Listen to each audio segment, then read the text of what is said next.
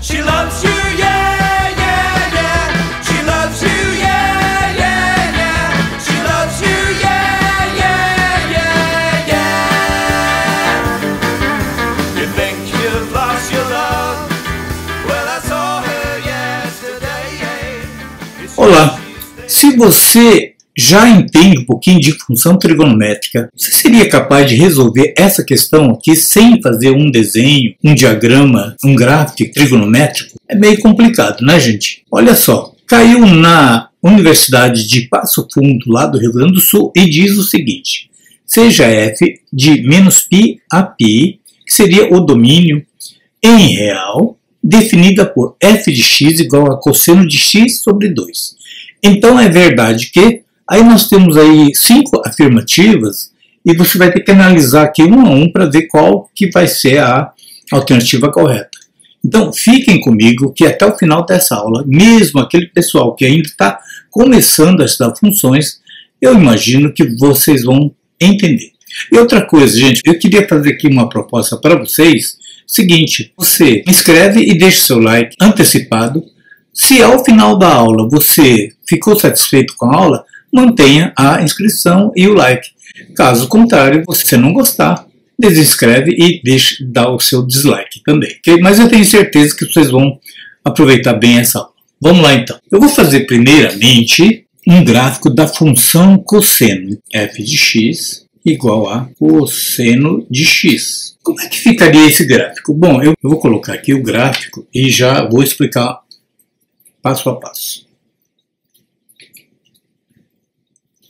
Bom, aqui então está o gráfico da função cosseno.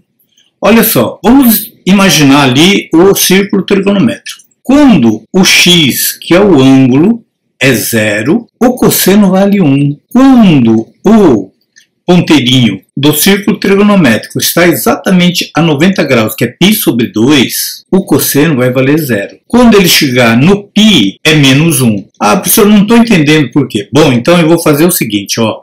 Agora eu vou passar para um gráfico onde eu vou mostrar por que cosseno de 0 é 1. Então vamos lá, vamos entender melhor.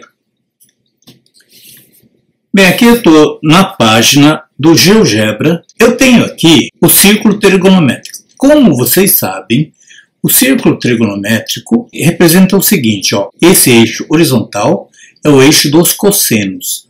O vertical é o eixo dos senos, tá?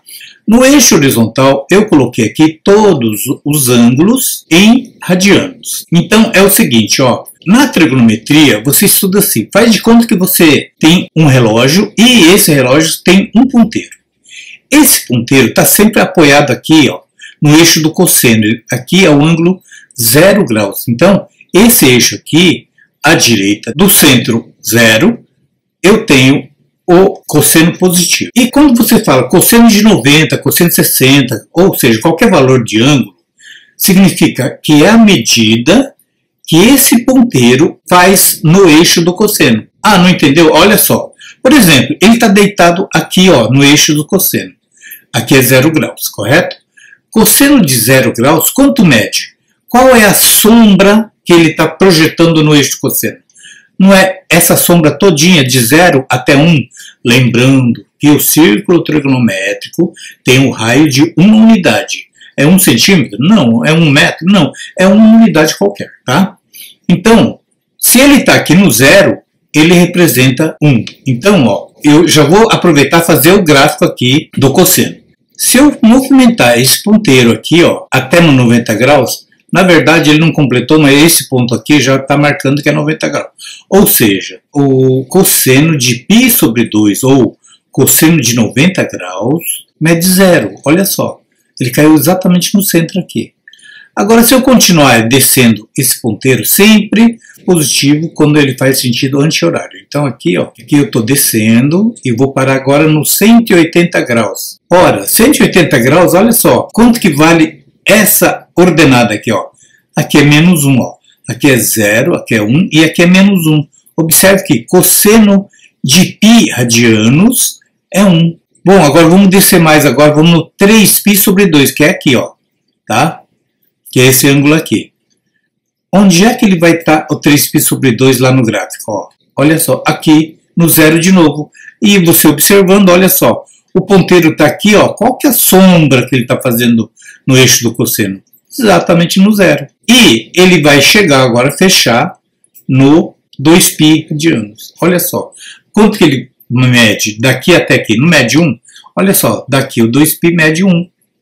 Então, esse aqui é o gráfico da parte positiva.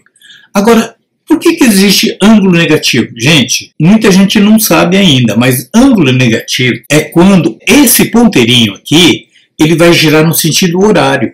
Entenderam? Então, olha só o que vai acontecer, ó. Se o ponteiro andar no sentido horário, é negativo, tá? Então, se ele deu uma volta completa, ele vai começar do menos 2π exatamente aqui, ó.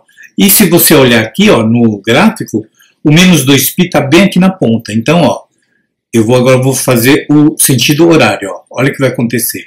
Olha como ele vai fazer esse gráfico quando vai no sentido horário. Pronto, aqui está então o gráfico do cosseno de x. É esse azul aqui. Agora, se eu, ao invés de fazer cosseno de x, eu fizer o gráfico do cosseno de x sobre 2. Então aqui agora vai começar o cosseno de... Eu vou fazer no sentido anti-horário, sentido positivo. Já vou fazer simultaneamente os dois movimentos, tá? Pronto. Olha só o que acontece quando você faz um gráfico de cosseno de x e outro de x sobre 2. Observe que o gráfico de x, de cosseno de x, o período, ou seja, o ciclo dele, se você quiser começar aqui pelo zero, ó, ele começou aqui em cima, na crista da onda, tá certo? A crista é o ponto mais alto da onda. Ele desce, pega aqui no vale, que é o ponto mais baixo, e sobe, e aqui começa um novo ciclo. A hora que ela vai começar aqui, significa que ele fez um ciclo completo. Então, ó, daqui até aqui, mede ó, de 0 a 2π, mede 2π. Agora, olha só o ciclo do vermelho, ó. Ele começou a subir aqui do vale, sobe, passa pela crista, desce e vai começar a subir de novo. Quanto que é o ciclo dele? Olha só, o ciclo dele mede 2π para a direita e menos 2π para a esquerda. Mas como a gente vai fazer isso em módulo, então seria 4π, certo? Então 4π seria o ciclo do cosseno de x sobre 2 e 2π é o ciclo do azul aqui, que é o cosseno de x. Tá?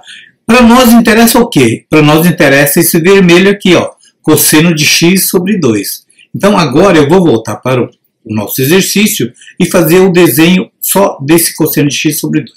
Então vamos lá. Então eu fiz aqui um desenho mais clean, né, das duas funções. Voltando aqui ao cosseno de x, ó, quando o x vale 0, o ângulo vale 0, o cosseno vale 1. Quando é π sobre 2, vale 0, assim como menos π sobre 2 também vale 0. E assim sucessivamente. Agora, vamos lá ao exercício. O domínio que ele falou, não vai de menos π até π. Então para nós interessa só esse trecho aqui, ó, do menos π até o π, até aqui. Só que agora vem a grande sacada desse exercício. Ele colocou aqui entre parênteses. Se ele tivesse colocado entre colchetes, seria incluindo esses dois valores, o menos π e o π. Só que como ele colocou entre parênteses, você vai fazer uma bolinha vazia aqui e uma bolinha vazia aqui. Mas por que bolinha vazia, professor? Porque significa que nesse ponto a função não é válida. Ele só é válida entre o menos π e o π, mas sem incluir esses dois valores. Não são raízes. Tá? Raiz de uma função é aquele que zera a função. E no caso, se você colocar cosseno, no lugar do x, colocar o menos π sobre 2, o π não vale 180, isso aqui é a mesma coisa que cosseno de menos 90. Ora, cosseno de menos 90 é zero. Então, ele zera. Então, toda vez que uma função corta o eixo x, essa interseção significa que é a raiz dessa função. Então, nesse caso aqui, não vai considerar nem o menos π nem o π. Bom, então vamos lá, vamos analisar. Ele falou o seguinte, ó, item A. A função é crescente no intervalo de menos π a 0. Opa, daqui ó, menos π a 0 realmente ele está crescendo, tá? É verdade. Decrescente no intervalo de 0 a π.